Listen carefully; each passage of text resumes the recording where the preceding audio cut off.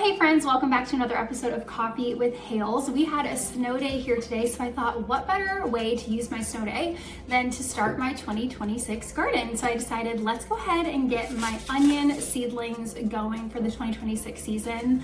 Onion, you do have to start pretty early in the year. They take forever to grow. Last year I started mine in February and I finally harvested them I think in July, so it does take quite a while. Now before I get too far into the video, I do want to say if you're someone who lives in zone 7A or 7B and you want some more guidance in starting your 2026 garden, I did publish a garden guideline of when to start your seedlings, when to put them outside, when to direct seed with some tips and tricks. So if you would like to check that out, it's on my Etsy account. If you'd like to support me, you can purchase that. It's linked below if you're in zone 7A or 7B. Let's talk about onions. So when it comes to picking what onions you want for your garden, there are short day onions, long day onions, and I think they're intermediate onions is what it's called, intermediate day onions.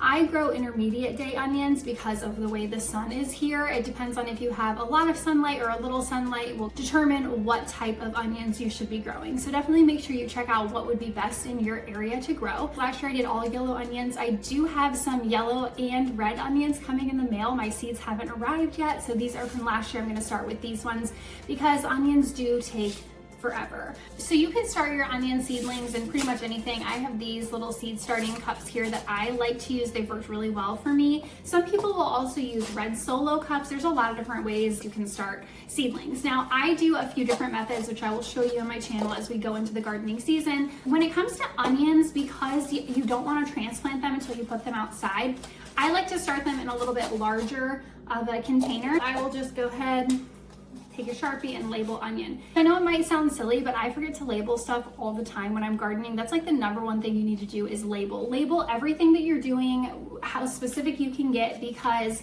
you will forget. I forget constantly.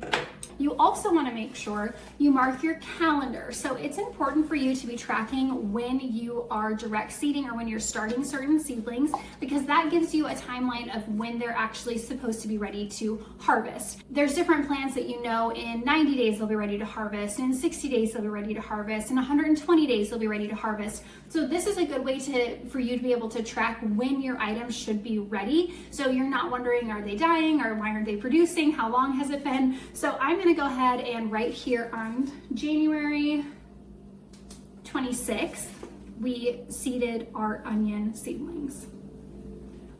Okay, so I've got that on there so I can keep track throughout the season. When I feel like these are taking 12 years, I will know the exact date that I started them. Okay, so I have a good majority of these labeled. I have my seed starting mix here. I just get an organic seed starting mix. I go to a local garden supply store and I bought a larger bag this year. And seed starting mix is a little bit fluffier. It's a little bit lighter. I get the seed starting mix wet. I directly put water right in here and mix it in so I don't have to water them afterwards. The key is when you're doing your seeds, you want to go ahead and make sure it's wet enough where you can roll it up into a little bit of a ball and it sticks together, okay? So you don't want it to be too saturated, but you do want it to be wet enough for the seed to go ahead and germinate. So I'm just gonna go ahead and fill them up. Now the other thing about onions is they take a lot of nitrogen from the soil. So throughout the time that they're in these little containers, they can suck a lot of the nutrients out because it's only so big of a container. So throughout their growing process when they're inside, I am gonna go ahead and make sure I fertilize them. I use either like a natural nitrogen fertilizer or I use, I think it's fish emulsion, I think is what it's called. But it is good to fertilize them so you get nice big onions when they start producing. And then when I do put them outside, I go ahead and actually plant them. I put some nitrogen in the soil as well so they have nitrogen to pull from when they're first planted. Now when it comes to planting these seeds, onion seeds aren't that small. I mean, they're small, but they're not like tiny. You can see them in my hand there. But what I do, which there's a lot of different debate on how you like to do this. Some people will do just one seed in each container, which is fine because when you take them out, you have to kind of untangle them because the roots are all together if you do more than one seed in there. Because I don't have a ton of room with my grow lights, I'm gonna drop 3 seeds in each one, and then I will just have to do the work later when I plant them outside. It can be a little tedious, but you have to divide them up and make sure you don't damage the roots, which I showed last year when I seeded them outside. You can check out that video, I'll link it below too. But I'm just gonna go ahead and put 3 little seeds in each one. I'm gonna go ahead and put it in up to like my pinky finger of how deep I want them to go in. You really don't want them like super, super deep, but I'll go through and just make a small little hole, and then I'll cover it with a little more seed starting mix in just a minute. I went ahead and put about 3 to 4 seeds in each one, and then I'm just gonna go through and cover it with a little bit more seed starting mix. Just very fluffy. I'm not gonna like pack it down. I'm just gonna make sure that the seeds are covered.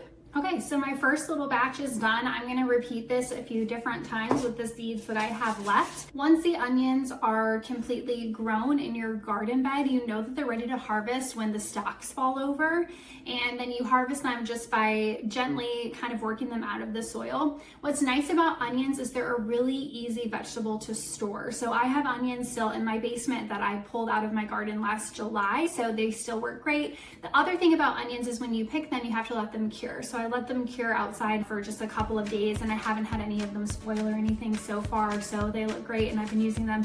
One actually sprouted. I'll have to show that to you guys because I wasn't expecting that.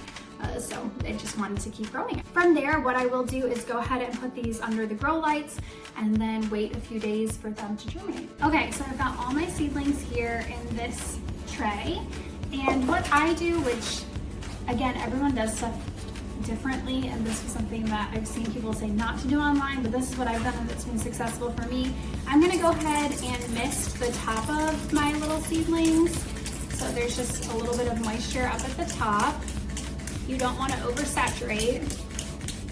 And I just take plastic wrap and put it right over the top. Now this creates like a greenhouse effect over my plants.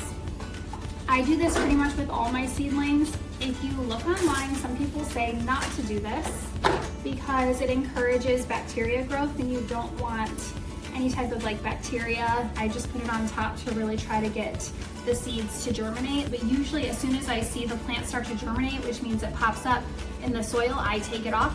The other thing that I like to do too, just a seedling tip, is bottom water. So what that means is I put my plants in a tray like this, and I actually put water in the bottom of the tray, and the plant's roots work down to get the water instead of putting it on top, where that can cause disease to develop when you water them up at the top.